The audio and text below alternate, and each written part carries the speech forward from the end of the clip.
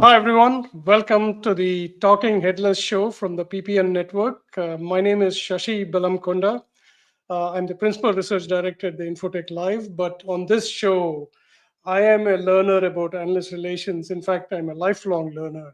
I wanted to thank Paul Greenberg, who used to host this show for over 25 episodes. Happy to take over from here. This is a show about analysts and analyst relations.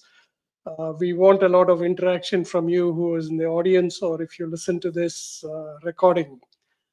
One of the things we want to do is how can we improve the visibility of the profession of analyst relations, and that's why this show is there. On today's show, we'll have Sonya Vargas, who's the head of analyst relations at Databricks. She's actually, it's very exciting that this is almost like a technology themed show because she's got some very exciting news about analyst relations and technology. The second guest is Bruce Daley, who was an analyst and now has become an entrepreneur, and he'll be talking about his journey to as an analyst.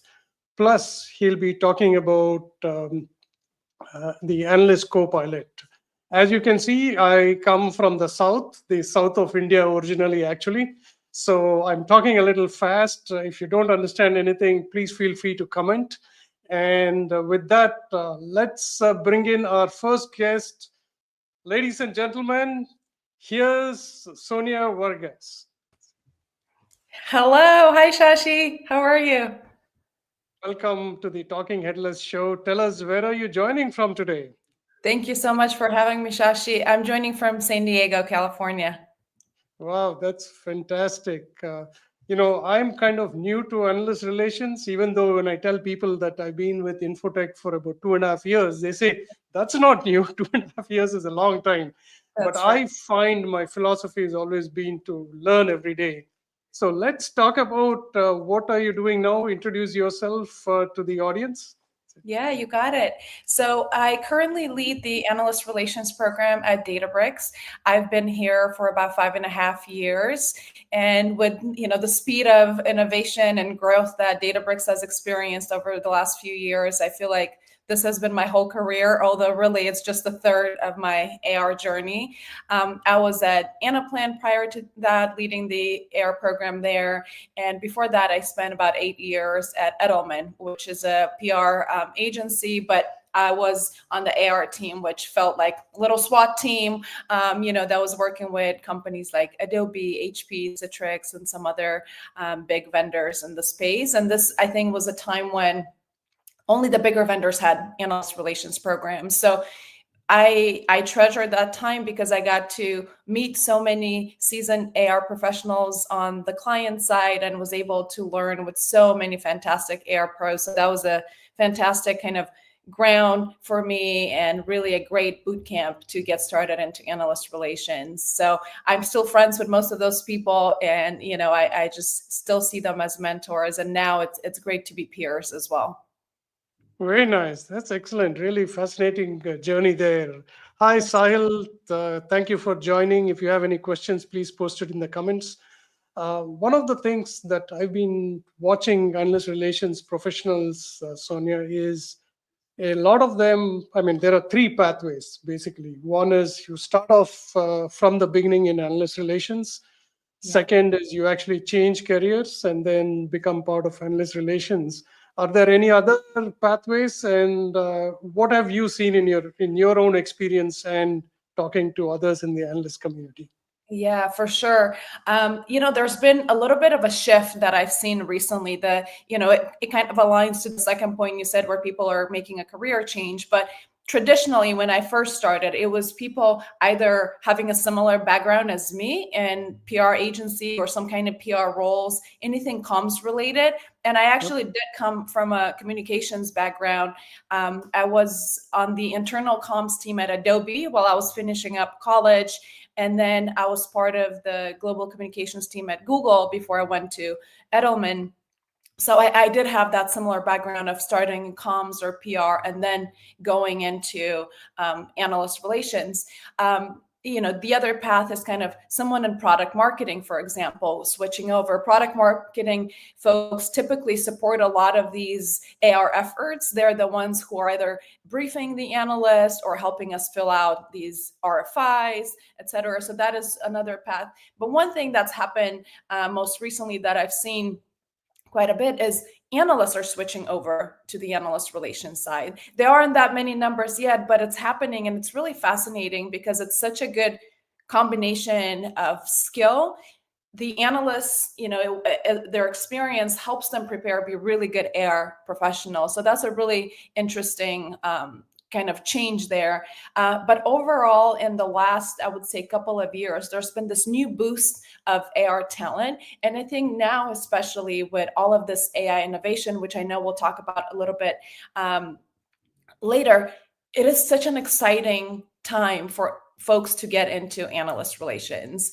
I like to speak with people who are new to just the working and corporate world, fresh out of college, and just tell them that this is an exciting path. For a while, it wasn't such a well-known career path. A lot of people are like, AR, what is that? Accounts receivable, what do you do exactly? It's still difficult to explain exactly what I do to my parents, even though I've been doing it for close to 20 years. They still don't. They can repeat what I said, but don't really understand it. But it's really fascinating to see how much growth opportunity there are for the newer generation of analyst relations professionals. And I'm super excited. And I know that's kind of one of the areas that you want to explore is how do we help the AR professionals continue to grow and get better? And that's certainly a passion of mine. Very nice. No, thank you. Very interesting to learn. I didn't know that you're actually seeing these trends. Maybe I should also look into that sometime. Look into it. It's a great time. Yeah. I want to say hello to Sam Gupta. Sam, thank you for joining. Sam Gupta also has a analyst-related group of analysts who talk about analysts gone wild every Thursday. So glad to have you there. A lot of these people are actually helping encourage me because this is my first show, which I didn't mention at the beginning. Robin Schaeffer, been an analyst for a very long time and helps companies set up their system. Gary Fraser, thank you so much. And Gary is with Conga. We were together a couple of weeks back.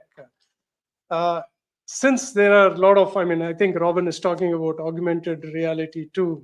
So one of the questions that I have is so much has changed. As technology has changed, I like to think of myself as being from the non-internet era. I'm aging myself a little bit here to today.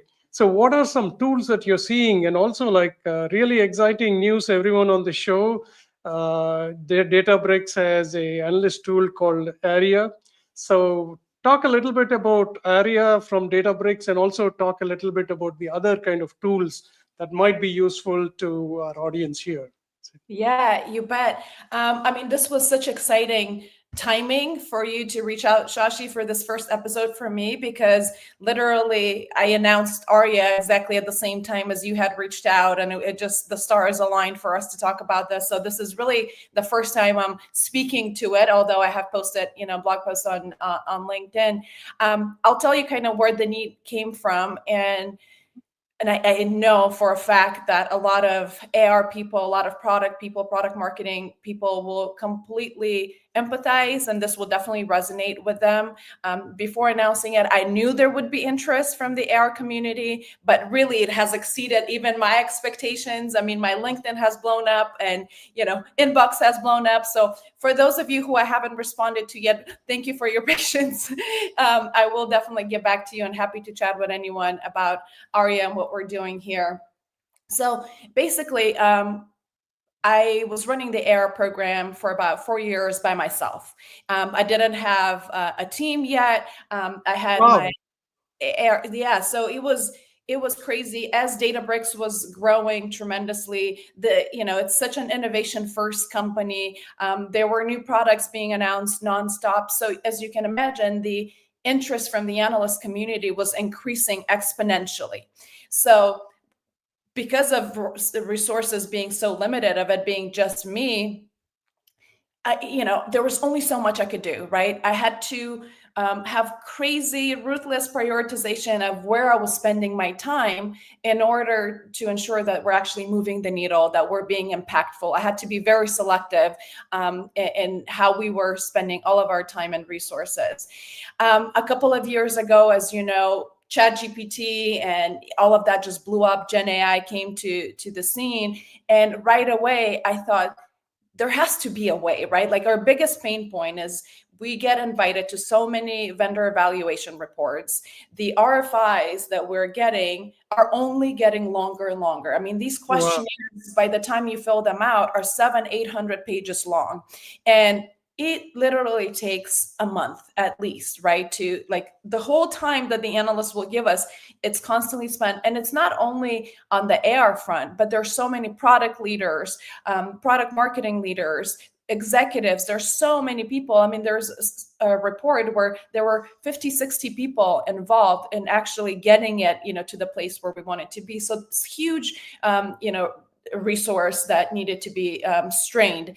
And anyways, Gen AI came to the market, and I started talking to people at Databricks. I said, okay, Databricks is such an innovative company. This is our bread and butter. There has to be a way. So I was telling this person and that person, and I was reassured, that there is a possibility, there is definitely a way to do it. But everyone had all of their projects, to go. So Yep. no one, how do I find someone to actually build it for me?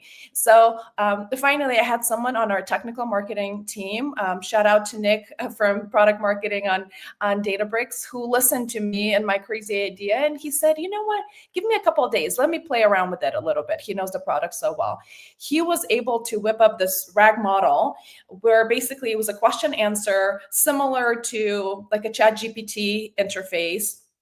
It was basically pulling information from previously submitted RFIs, right? Because we already had so many of these reports, right? However, that was a good first step, right? That was great.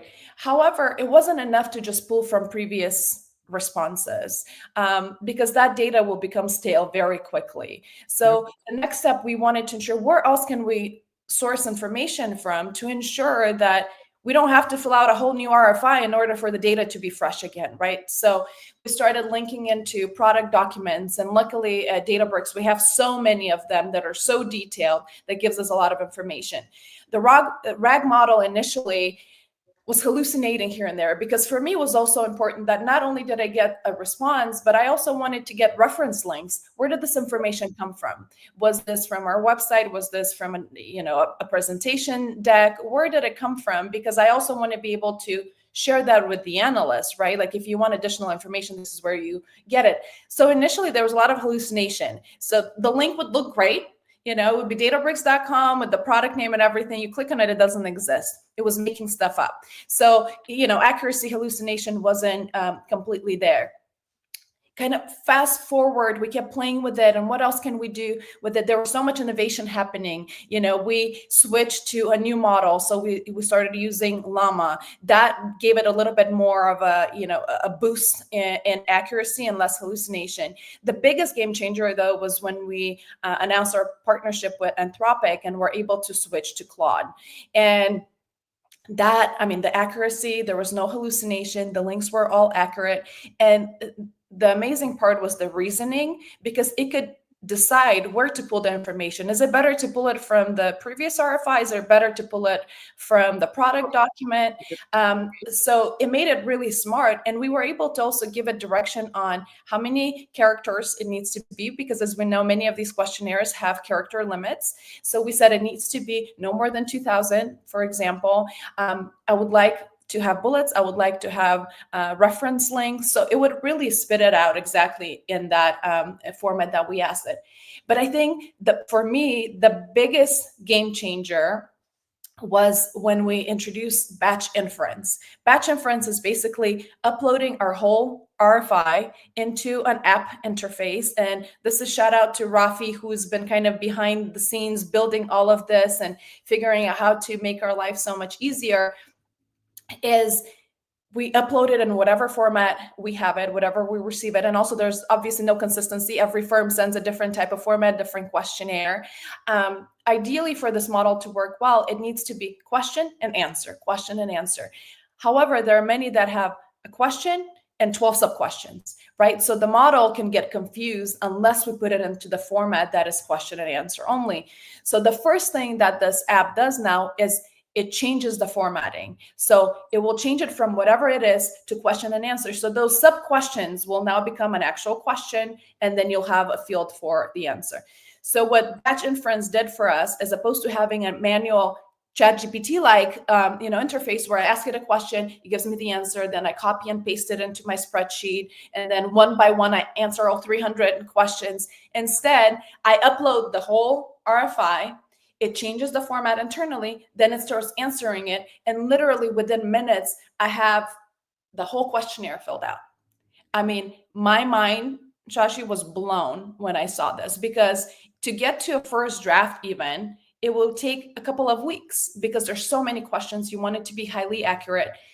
This was mind-blowing. So the next thing for me when we tested out the first RFI was, how accurate is this? What do our product leaders and product marketing people think? Do they have to fully rewrite it? Do they have to make a little bit of edits? Like, what are the changes? And it was such overwhelmingly positive feedback on that first one that they're like, how did you come up with these answers? Like, where did this come from? Because I barely had to do anything. Sometimes there's a feature or two that they would add. A lot of times the only changes they were making is things that were nowhere to be found. And it's just changes that are happening so quickly that only they knew about it. And they said, I can update this because this is what's happening. But, the accuracy and the quality, I would say, was probably in the 90% kind of area in terms of how many changes were made. And it's been truly, truly game changing because there are just so many hours. I mean, hundreds of hours literally saved, from our team's time, which it does a few things. One, it enables, from an AR perspective, it enables us to spend a lot more time on the strategic part of analyst relations, as opposed to the tedious copying and pasting and chasing people. And can you answer this? Can you, fill this out? But then also we get to participate in so many more reports, Shashi. There were so many, like I was saying, the scale piece and the prioritization was so important to us that I couldn't do all of the invitations that we received for participating in analyst reports. And I had to decline, unfortunately, many of them. Now we were able to satisfy so many more because we can just run it, through ARIA, which stands for Analyst Relations Intelligent Assistant. And I feel like ARIA is our, team member who is so helpful and so smart, and it just keeps getting smarter. And just as I had announced it, Claude 4 came out. So we updated ARIA to 4. So now she's even smarter, and just keeps getting better. And one thing I want to mention, obviously, ARIA was purpose-built for analyst relations professional because this was the pain that I was feeling on my side. And I knew that this would be so game-changing, to the analyst relations professional. However, it's really an RFI tool, right? So many other roles who have to do, like in sales or field engineer, whoever else needs to do any kind of RFI, this is the tool, right? And so it would change the game for many other professionals besides just analyst relations. I'll pause there because I know I said a lot of things. No, clearly you're very passionate about it. And I think this is one of the best implementations of AI in my mind, because it's making your job easier, at the same time also increasing the quality and standard, because it's actually taking the content that's already produced. We have a couple of questions, and after we answer the questions, I want to ask what you do with your spare time. But let's answer Gary Frazier's question. He wants to know, like, how does it work with the prominent online portals? Like, do you have to export it, or is there another format? And I'd also like to welcome Patrick from Microsoft. Thank you, Patrick, for joining my first show and supporting us. So how does it work with online portals, Sonya? Yeah, exactly. So we have to export it whatever format they give us, honestly, Shashi. Sometimes if it's an online portal, you export it into an HTML or an Excel spreadsheet, and then you're able to upload that to the system. And that's what happens after it does, the reformatting and the batch inference, it spits it out in a CVS file as well, which is easily copy and pasted. I wish there was an easy way to just have Aria fill it out directly in the online portal, but that's not how it works. And we also, once we have it in the CVS file, we do want our product leaders and any other stakeholders to still review it. That's, I think, an important piece actually to call out, is that I'm not trying to fully remove the human from the loop. I think there still needs to be validation. I think there still needs to be review. I just want to minimize the amount of time people are spending on it and the amount of changes that they have to make. I want it to be ready. I want them to look at it. Okay, looks great. It's been validated. It can go back. Yep. Also, I think there's a comment from Sam. Sam, very interesting person. I enjoy working with him peer to peer. I think the analyst and the AR community has been very welcoming. I really love that. Like, even if you are working for competitive companies, you always share a cup of coffee or have a online Zoom call. Now, where can people find most information about Arya, and who is the audience right now? Yeah. So right now, what we're trying to do, and like I was saying kind of earlier in the show, I do want to. It's obviously at Databricks. It's a Databricks product. I want to make it available to other AR professionals. So we're building a solutions accelerator, which is basically the code behind how this has happened. So if you're a Databricks customer, by end of July timeframe, you will probably be just able to take that solution accelerator, exactly everything that's pre-built, the code, and apply it on your own data. Right. So it'll be great.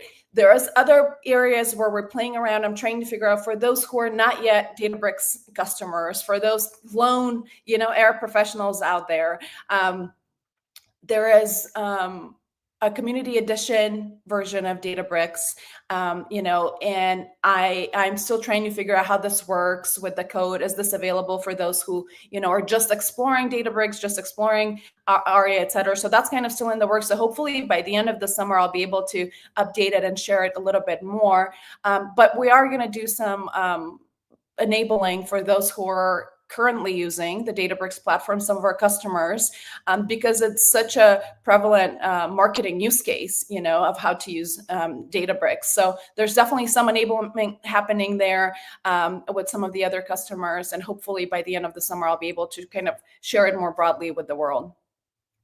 Great. I think this has been really, and I could go on talking to you.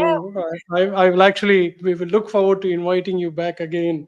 But as we come to the end of the first segment, one of the questions that I wanted to ask you, in fact, there are two-part question. Number one is, what do you do with your spare time? Hopefully, you got some more spare time. What are your hobbies, or what are you passionate about after work? The second part I wanted to ask is, when you joined Databricks as the first analyst relations person, how did you show the company the ROI to hopefully have a team and other resources for analyst relations? Absolutely. So on the first part, the spare time at work, there's no spare time because, just as I thought, oh my gosh, now that we have Aria, it's going to enable me to do all these things. Also, there's a huge influx of interest from the analyst community. So there's no spare time, at work by any means. There's always something, and, in true Databricks fashion, there's always a project to work on. There's always something exciting cooking up. Outside of work, I am a mom of 3 girls. They're 6, 8, and 10. And so they keep me very busy with all of their dancing and gymnastics. So that's how I spend most of my time outside of work, as with my girls. Very nice. And it was wonderful having you on the show. And you're most welcome to stay on, as we're going to welcome Bruce Daley. I think, where can people contact you? And yeah, happy to connect with anyone. Reach out to me on LinkedIn. Shashi, thank you so much. Truly an honor to be your first guest on the show. So special. And there's so much more to talk about. So I'm looking forward to hearing from Bruce as well. And again, thank you, Shashi. Thanks, Sonya. Bye. Have a wonderful. Daley, who's with Analyst Copilot. And with that, welcome, Bruce. Thanks so much, Shashi. Thanks so much for having me on this historic occasion, your inaugural podcasting, and I'm sure it's going to go great. So I want to say, though, for me, it's a little bit of a departure to be on the Headless podcast, because usually people describe you more as tasteless than headless. You're setting the tone for the next conversation. I mean, did you hear about the wonderful tool that Sonya was talking about? Very impressive. I think that really shows the power of generative AI and generative LLMs in general. In fact, the fact that she could go out and create an application that actually solves one of the biggest problems in analyst relations, writing RFIs. I think that my hat's off to her. And it sounded like it's a great product and there's a lot of interest in it. And I, for one, am certainly interested in learning more. Now, I obviously take a little bit different perspective. As you know, from my background, I was a longtime analyst, but I actually started in the software business in 1980. And I've been in the software business ever since. That's why I have all this gray hair. That's all come from solving different problems in the business. And I have to say, this is one of the most exciting times in technology that I've seen in my entire career. And I think we're really living in historic times. So maybe I could share a little bit more about my background, how I came to be an analyst, and then we would talk a little bit more about Analyst Copilot and what I'm doing now. But when absolutely, say hi to Gary Frazier, who's here, Patrick, Sam Gupta, and we also have yes, a lot of other guests here, including Robin Schaeffer. I think you know everyone and everyone knows you, so that's really good. Where are you joining us from today, Bruce? I'm joining you from Buffalo, Oklahoma. Wow. And Buffalo, Oklahoma is an interesting place. It's got about 1,200 people, 25,000 cows, and it's probably the most salient feature about it is it's 90 miles away from the closest Starbucks. Wow. That's how we are measuring things nowadays. I think everyone else in this call is probably only a few blocks away from Starbucks, but I'm almost 100 miles away from it. So we're actually. So I think. Oh, yeah, go ahead. Sorry. I was just going to say. Oh, please. Go. No. You're the host. I like this. I mean, I think when you're friends, this is the way the conversation goes, right? Like it's almost like the whole conversation will be you go first and we'll be so polite to each other. But what I wanted to say is there are two parts of this conversation that we could have with you. Number one is being an analyst. You're clearly the OG, having started in this space like 1980. God, that's a place where, if I remember right, was it Lotus 123, Word Star, and DBase, and no internet, right? So that's interesting. So tell us about how you became an analyst from that start. And then after being an analyst, your journey to an entrepreneur and as a founder of Analyst Copilot. Well, I have to say, of all the jobs I've done, and I've done a lot of jobs, I started out programming in an IBM Glasshouse mainframe environment. And so this is, like you said, this is before. You had to remove your shoes, right? Absolutely. It was like being a priest almost. You go into the data center to be all quiet. The door would lock. Your boss couldn't get inside. It was wonderful. It was a wonderful, wonderful job. And I really like coding. So I did that for a few years. And then I got involved in sales and pre-sales and sales management. And then I got involved in consulting. Then I started some of my own ventures. I did a lot of consulting with the buy side of Wall Street. Oh, and by the way, in that time, I've had one idea. It was $1 billion idea. And in about 2010, I was part of an incubator, and I had this idea for something called Tap Tap Taxi. And it was, you're standing by the side of the road, and you happen to have one of these. You happen to have a cell phone, and you needed to ride somewhere, and you would call somebody who was driving around who would come and pick you up, right? So this is in June of 2010. Uber got founded in February 2010. Lyft didn't get founded until I think March or so of 2012. So that was my one shot at being in outer space, sitting next to Jeff Bezos.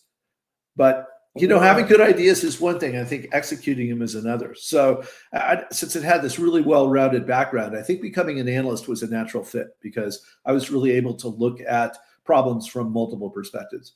I've been an engineer. I've been a salesperson. I've been a consultant. I've been in charge of implementing software. I've done software testing. I actually have a patent pending for software testing. I'd had this really varied background. And so I love being an analyst. Of all my jobs, I think it might be my favorite. And one is, as Sonya probably could appreciate, everybody is nice to you, even when they don't want to be, which, is sort of the opposite of a lot of jobs, like being a salesperson. But when you're an analyst, people just, I understand what it's like when you're a rock star and you walk into a room. You just get all this positive energy, this positive feedback, even when you don't deserve it, or probably in my case, especially as you don't deserve it. But I have to say, I think analyst relations people are wonderful because there are really few situations in life where you have someone whose job it is to help you do your job. And I think a great analyst relations person is really worth their weight in gold. Now, that being said, I think being an analyst is wonderful a job as it is. It's also a very demanding job. I think that when you're at a trade show and you have meetings that start at 7:30 in the morning, and you've got events to attend and people to meet and cocktail parties, and it doesn't end until midnight. That's physically demanding as well as emotionally demanding. And then you've got a lot of intellectual demands in terms of processing information, in terms of being the canary in the coal mine to really identify what's happening. And it's a job that requires social skills. It requires business skills. It requires a whole set of unusual abilities. But when you're helping people make important decisions, when you're helping investors who are literally deciding their careers by the choices they make in terms of where they put their money, if you're helping executives determine what direction to take their company, if you're helping journalists do a better job of reporting on the industry, I think it's really one of the most rewarding pursuits in life. Now, that may not speak much to me as a human being, right? That, the fact that I always want to be right, that probably is a career, is a personality failing, even more than a career failing.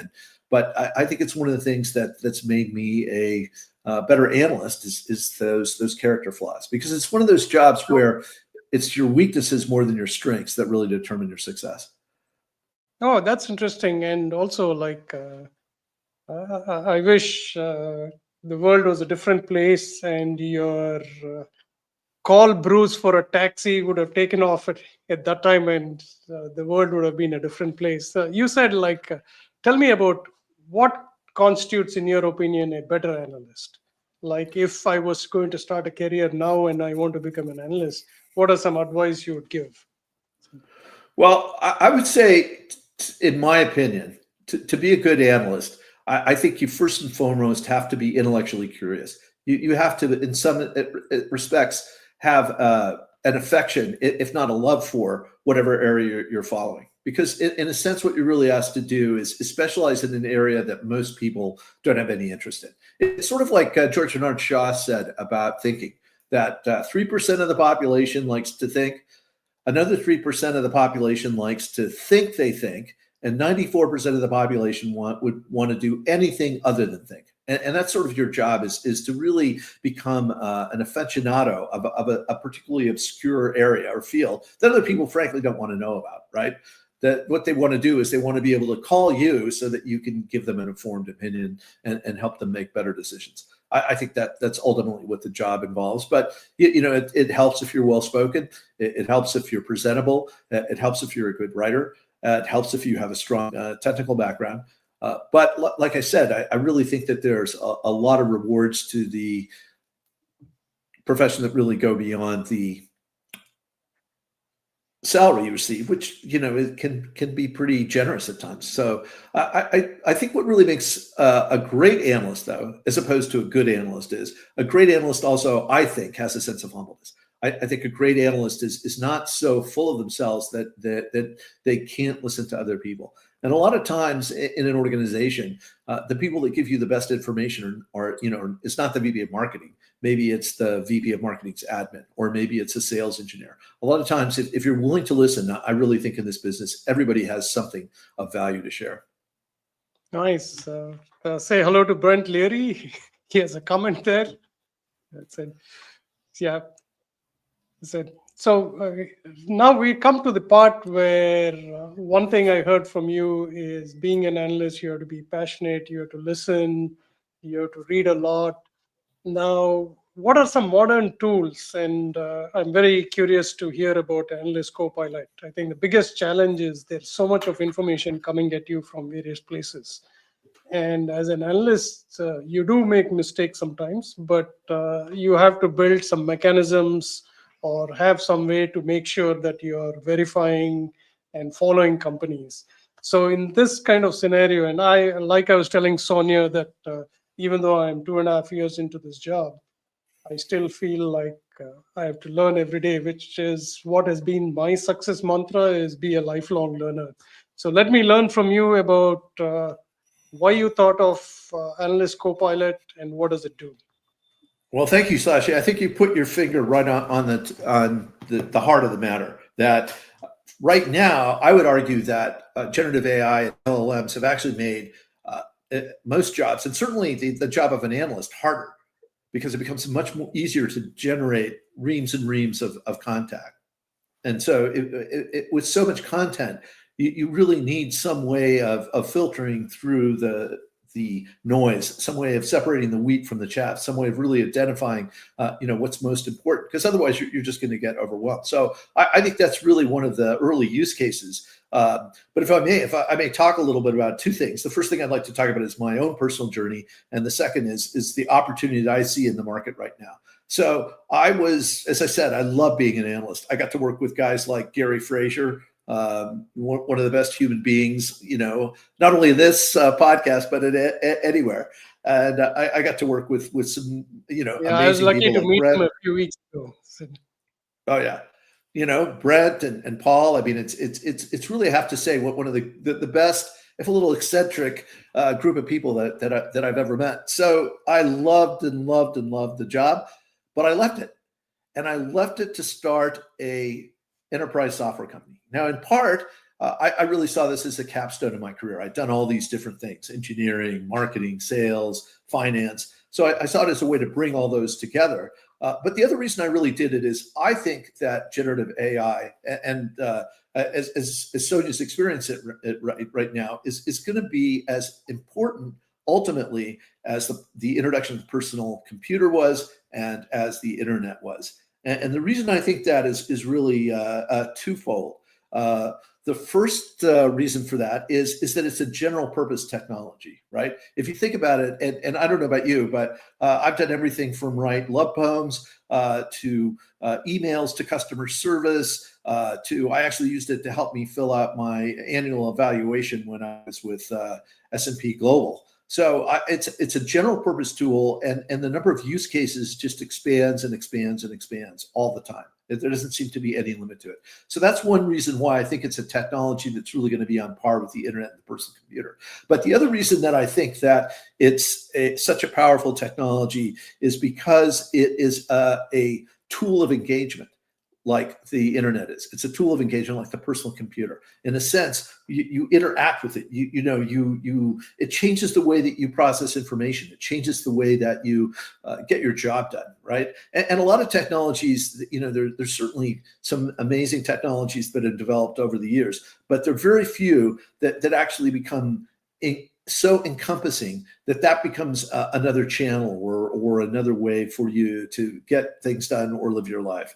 Now, I'm focused on the B2B aspect of things because that's really what I know best. But there was kind of a parallel between how I started Analyst Copilot and Sophie's experience over at Sonya's experience filling RFIs.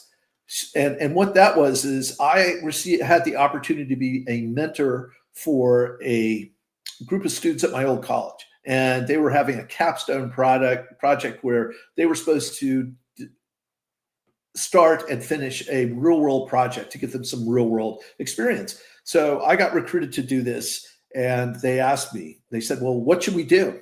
And the problem that I'd had as an analyst, which is sort of similar to, I think, what analyst relations people face when they get an RFI, is I really had too many companies to cover. Initially, you could argue when I started as an analyst 20 years ago, I followed one company. And over time, that number of companies expanded and expanded as the market expanded. And ultimately, I had over 120 companies that I was supposed to keep on top of. And, as you know, it's difficult to keep on top of 120 of anything, 120 Skittles, 120 cats, 120 of really anything. It's just difficult for the human mind to adopt to. And Yep. the result was, I would walk into briefings, I would walk into trade shows, not really knowing nearly as much about the company or the product or the market as I needed to know. And so when the children asked me to come up with they're young adults, asked me to come up with a project, I said, you know what would be great? It would be great if you developed a cloud-based application that every day woke up, went up, looked at all the companies in my coverage area. If it found something, take it out, scoop it out, then feed it into a large language model to reduce it down to some sort of manageable size, and then present it to me every day in a digest. So that way, I could wake up in the morning. Could be at home. I could check it. I could be at the office. I could take a look at it. I could be at a trade show. I could be crossing the Venetian casino on my way to a 7:30 meeting, and I could look at my cell phone and go through it and feel that I was doing my job by keeping up to date with all those things. And to be honest, I didn't really expect anything. If nothing had come out of it, I would have been fine. That really wasn't my purpose. But these students did a great job. They come up with a working prototype by the end of the summer, and I just intended to use it for my own purposes, to help me be a better analyst. But sort of like Databricks, I realized as I started socializing it and telling other people about it, that there was the potential for commercial application.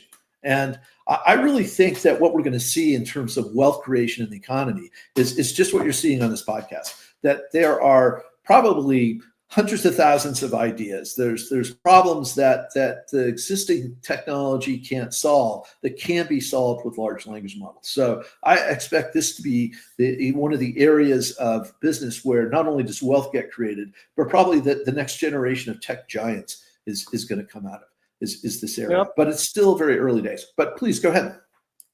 That's true. I want to say hello to Susan Kohn. Thank you for joining, Susan. And also a very special welcome to Angela Stewart, awesome technology leader. I'm so glad that they all joined. And also, I think, Bruce, next time you meet Brent and Paul, you have to explain the eccentric part of what you said. I was talking about you and I. Oh, no, I wasn't talking about Paul and Brent. Oh, no, eccentric, those guys? Come on. They're the wonder this was bread really of the analyst world. Yeah. So how do people explore using Analyst Copilot? What are your future plans for Analyst Copilot? Okay, great. I've got a few slides I could show if I may. Yeah, as long as they're less than 2-3 minutes, which go ahead. I'm sure it'll be very useful for our people. So. Well, you realize, of course, that I'm kind of long-winded, so, or at least I have that. Reputation. Okay, while you're bringing that up, I want to tell everyone else about a segment of the show that is going to come up after our conversation with Bruce. It was kind of a thought that has been in my mind for a very long time, and I called the segment as Marketing While Brown, which is like a self-deprecating thing for myself. So every week we'll have one tip or one strategy tip that I'm seeing out there. But Bruce, go ahead. Well, I wanted to make analysts' lives easier as opposed to more difficult. Unlike some analyst relations people, I thought that would be kind of a nice change. But anyway, in any event, the idea behind it basically is that you choose the companies you need to follow. If you have 10 companies in your coverage area, you choose those. If you choose 50 companies, you have those. If you need to follow 500 companies, you choose those. But you give us the names of the companies that you're interested in.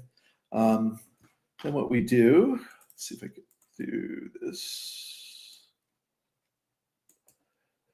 Then what we do is once you've given us those names and we've curated them, every night we've got a batch job that wakes up, it goes out, it searches the internet and looks for any new blog posts, any new press releases, any new announcements that this company is published. So you're getting the content from the original source without it being filtered through other sources. Then what it does is it goes out and it summarizes it. And you asked about the future of the product. We're going to be doing a lot more in this area to produce reports, to produce briefing documents, to produce all sorts of things that really aren't possible to today, with really the goal of simplifying an analyst's life. And then finally, what we do is we take all of that coverage, we store it, we assimilate it, and then we push it out to you in your inbox. Now, that's not really as dramatic as answering RFI questions. It's using a RAG and coming up with it. It's not glamorous technology like that. It's really more very basic, but it has a number of advantages. And the advantages really is it has practical business advantages, because in our business, time is money, right? So one of the things I did is I had the students actually go through and do that kind of manual research. I give them a list of companies and I said, in an hour, how many of them can you search? And the one who was most adept at it took a minute. The one who was least adept at it took about 5 minutes. But if you usually lose the best case scenario, that it takes you a minute to go onto the 6 Sense website and look at their blog post, and then to put it up, to read it, to figure out if it's something important or not.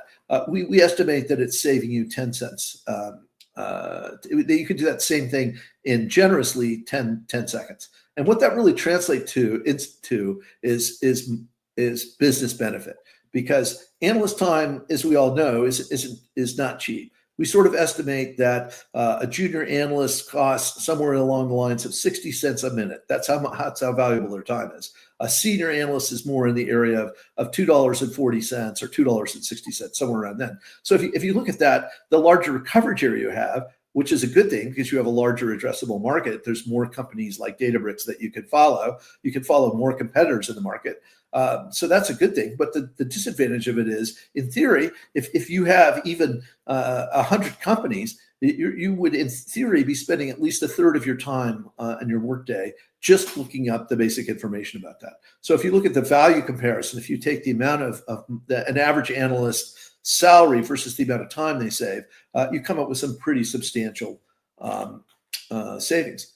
And so that's really the idea behind Analyst Copilot, in essence, is that we're doing something that's not necessarily going to change the world, but it is something that's going to help you get some tangible business benefits out of it. And so that's the product. That's really great. I think I like both what Sonya decided. Like, it was a very practical, like, here's the problem that I face, I want to solve it. And your story is almost very similar. And I'm also glad that you're not saying, hey, I'm just going to use it for myself. You're being selfless in letting the community have access to that. And also it's going to be a business. And I think Susan is talking about a book by Richard Koch called Pareto, right? I think how you mentioned building wealth, and that's where that's coming from. And I think I want to give a shout out to Brent for the CRM players. So that's another show that everybody should be listening to. Obviously, the PPN network has a lot of other things too. Now, as we come to the end, almost to the end of this episode, and then I'll talk about my first segment of Marketing While Brown. It was quite a funny kind of comment that I thought it will be. Tell me what keeps you busy outside of work. What is your passion? Well, it's skiing. I actually teach skiing in Taos, New Mexico, which was chosen this year by the USA Today as the #1 ski school in America. So it's, I find that it's a perfect antidote to being an analyst, because when you're on the slopes, you can't think of anything else except making sure that your students are safe and that they're having a good time and that they're learning how to ski. So I've been skiing for over 50 years, and I'm really grateful to be able to give something back to the sport, give something back to the society. And I feel the same way about Analyst Copilot. The analyst world has been good to me, and I'm grateful that I have an opportunity to give something back. Very nice. Thank you, Bruce. Really happy that you agreed to be on my first show. Was exciting to learn about Analyst Copilot. We could talk a lot more, but I want to keep this segment, the first segment. I want to thank Paul and Brent for having me here. With that, I want, please stay on while we have this next segment. That's my own segment called Market.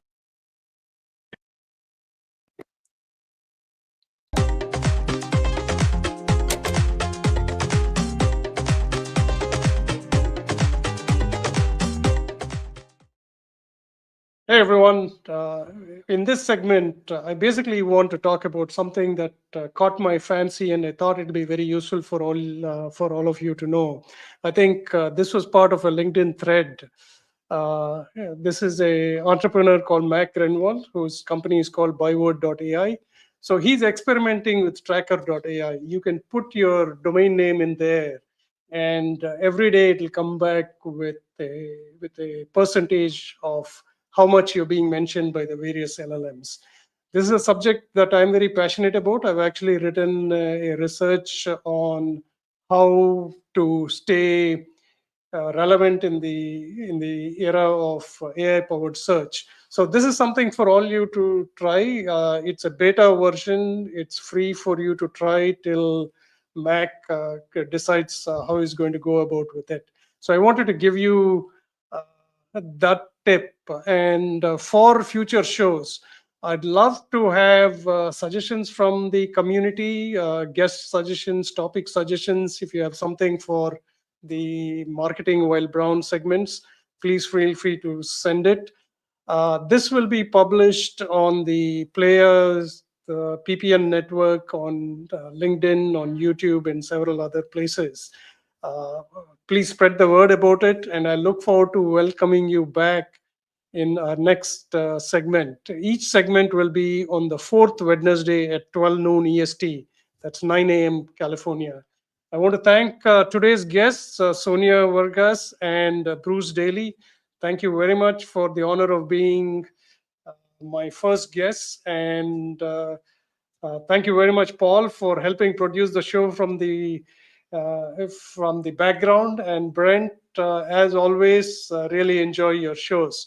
Thank you very much, everyone, and have a really wonderful day.